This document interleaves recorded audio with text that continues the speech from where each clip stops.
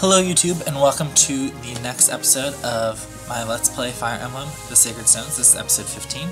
This is going to be of Ephraim's Chapter 9.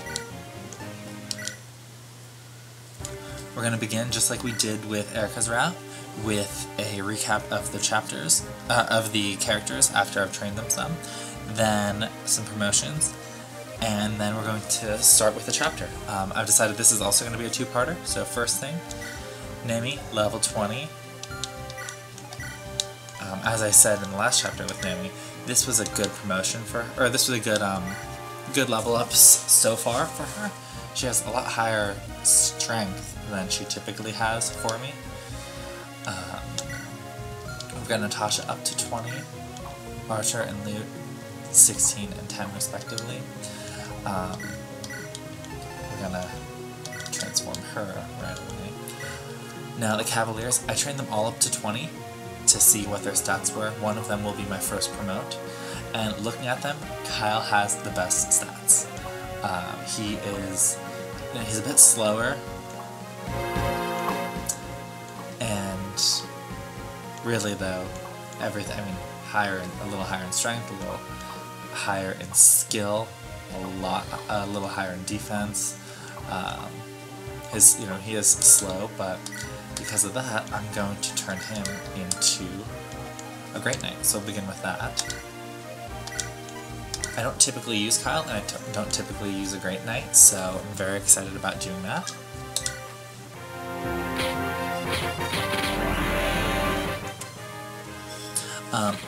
And I did go a little more in-depth researching this to see the stat differences, the maxes. Paladin does get the extra movement, and it has a little higher stat cap for skill. Great Knight has higher caps in strength and in defense, Kyle having the best chance of reaching those. That's why I turned him into Great Knight. And then it gets the axes, since Kyle has a higher constitution of any of the other, of the three Great Knights. I decided he was the one who definitely needs to be, of the Cavaliers. He's definitely going to be Great Knight. Ford, if I am going to use him, will become a Paladin. He has lower strength and defense than the others. He does have the highest skill. He was tied with Kyle for that. And the extra movement I think would be more useful for him. More of a rescue unit, get in, get out, less of a battler. So next, Nemi, as I've mentioned, for my main playthrough here, I'm going to turn her into a ranger, having the ability to have swords, being on a horse for additional movement. So I've got that promote. It's a general consensus for hardcore Sacred Stones players that Ranger is definitely the better unit. I agree, although Sniper just looks really cool, but I'm growing with Ranger. I think with the good level ups she's had so far, I'm going to enjoy her as a Ranger. Next, it's going to be Natasha for the Guiding Ring.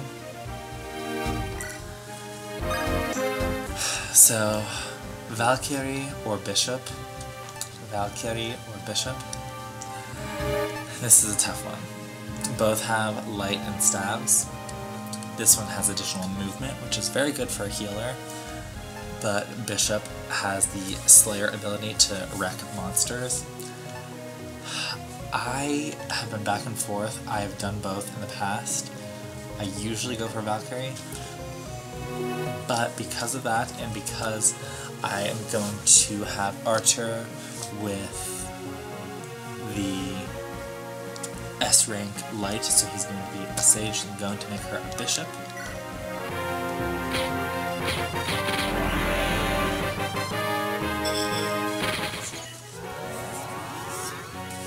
That Slayer ability is going to be incredibly useful against monsters, so I can use light magic, and Natasha can defend herself a bit.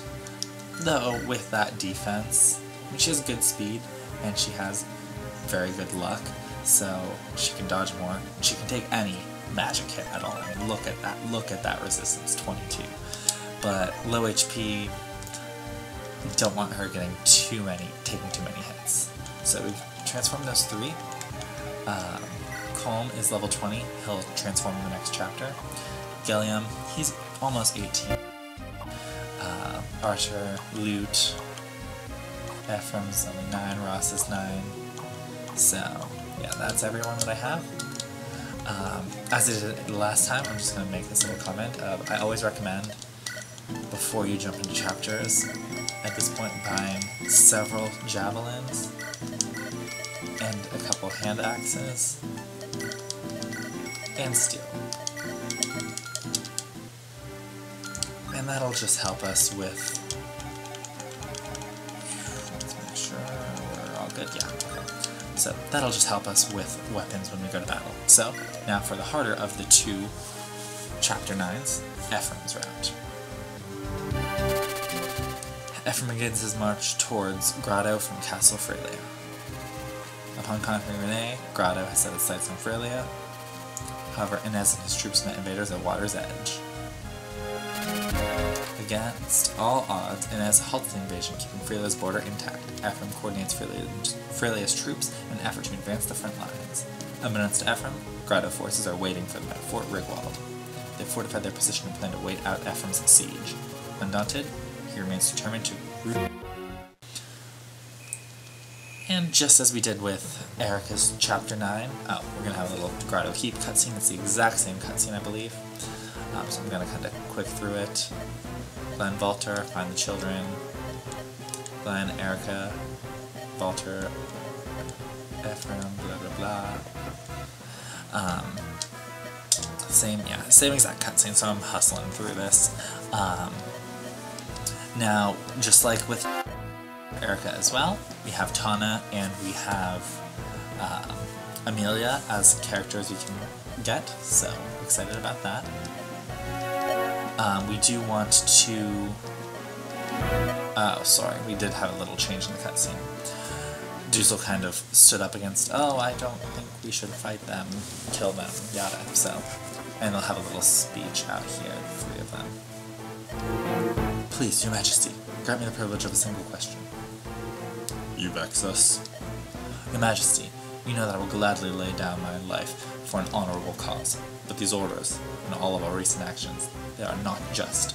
If I saw any way in which this invasion protected Grotto, I would hold my tongue. But now Renee is left ungoverned, to drown in chaos, and we gain nothing. Why do you wage this war? What is it you hope to achieve? You've sent our men to fight and die for nothing. This isn't war, it's murder. Duzel. Duzel. This decision is ours to make. You have no voice in these matters. Punish you must, Your Majesty, but I implore you, please rethink this. If this continues, Grotto will. Duzel. Go to Frelia, crush the Frelian army, and he who leads them, Prince Ephraim. Your Majesty, have you gone deaf? Duzel. Go to Frelia, crush the Frelian army, and he who leads them, Prince Ephraim. Yes, Your Majesty. So, 2 things here. 1, they've captured the Pegasus Knight snooping outside Tana, so, a couple things. Prize, throwing the cell, creepy. So, Fort Rigwald, defenses are legendary, it's the jewel of Grotto's fortifications, walls have never been breached.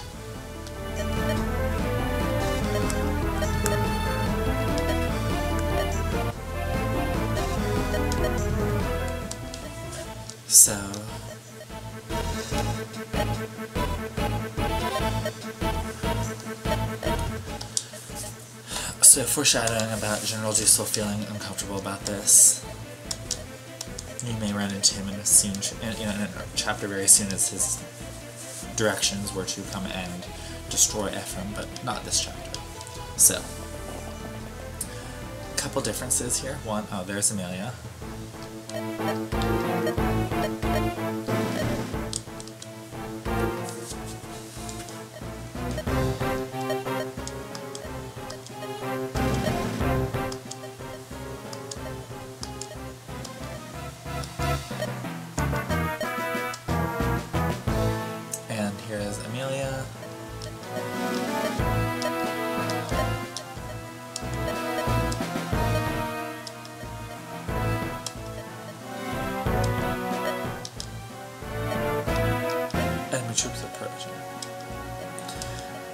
So, a couple things are different. One, Amelia begins right on the map.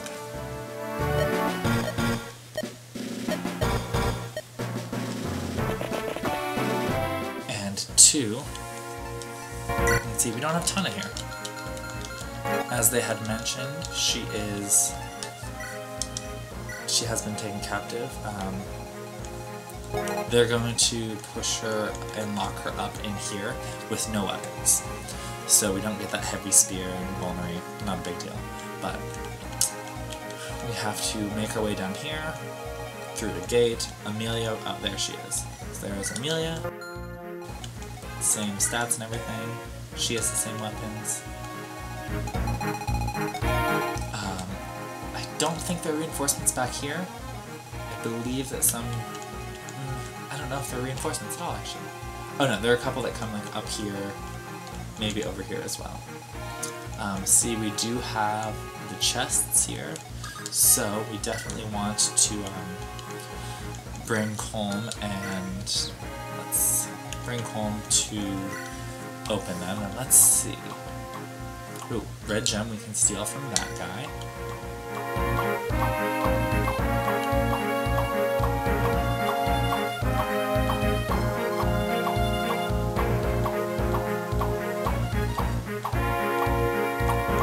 Be careful of this sleep. They'll target friends a lot of times with that, and if it hits him, he won't be able to speak to anyone, meaning he can't speak to Amelia to recruit her. Additionally, if they put sleep on a magic user, which usually your magic users will dodge, but if they do put your magic users to sleep, then you will not be able to use your magic, because apparently you have to read the tomes to... Anyways, let's get our characters ready.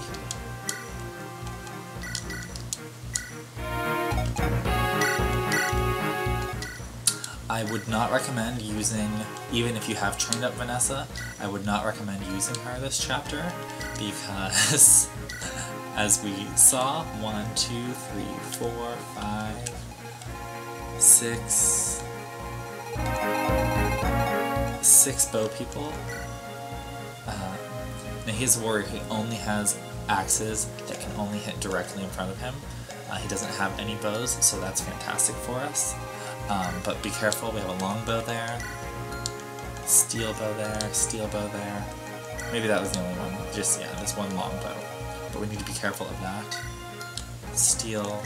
See, that's one thing, with Ephraim's route too, I feel there are a lot more of the steel weapons that we have to fight already.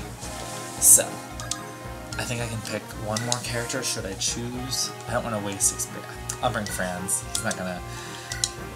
I don't want him to attack too much and suck up experience, but... So let's get our weapons ready now. So we have Dragon Knife, we have a Javelin and an Iron Lance, and we'll bring that. We're gonna have to grab, let's see. I have no more. Yeah, so 1, 2, 3, 4.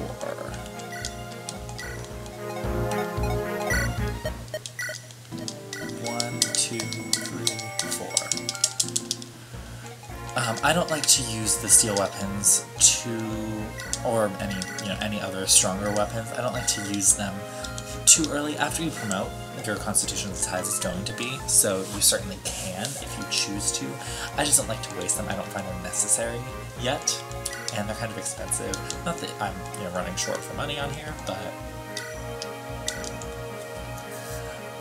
Nami, we're going to do the Iron Sword, and we're going to do both of those. And number 2, Natasha, we're going to bring her with that. Let's give her a heal, a restore, and a 2.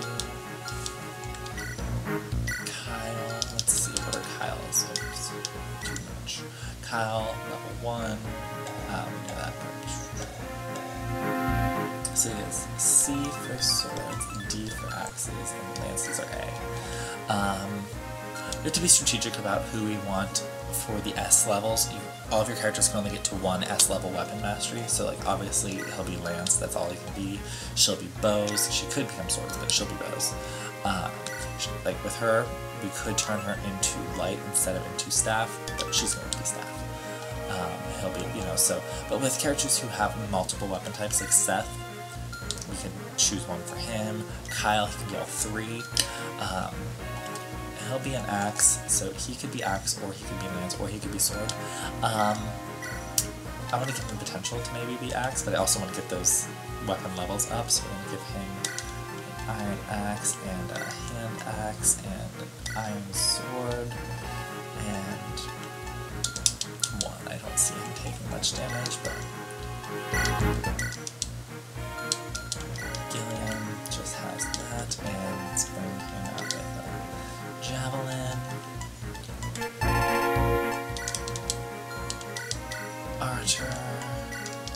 I'm gonna have to buy another lightning for you, since now we have 2 people using them.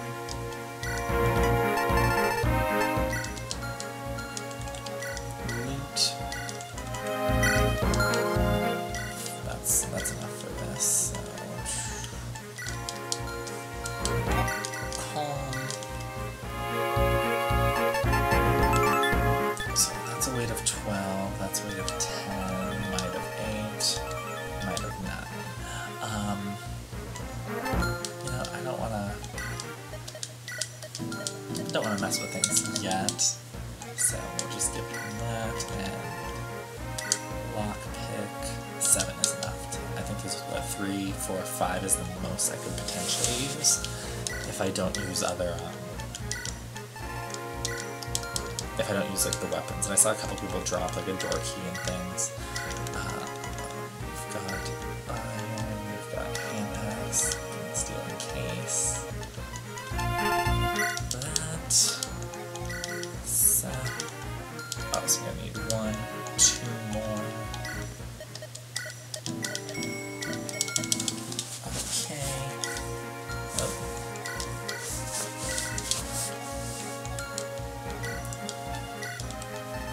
And javelins for each of them.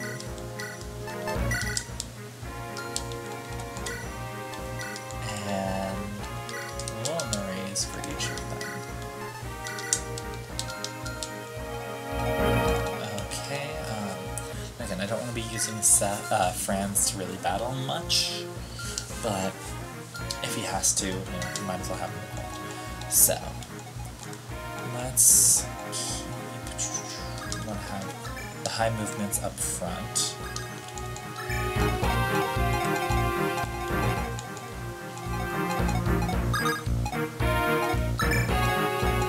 And that's farther. Okay, so we will save, and actually I'm gonna do, so this will be just, this will be part 1 of this episode. I'll do all of the battling then for part 2, so thanks for watching. Part 2 will have our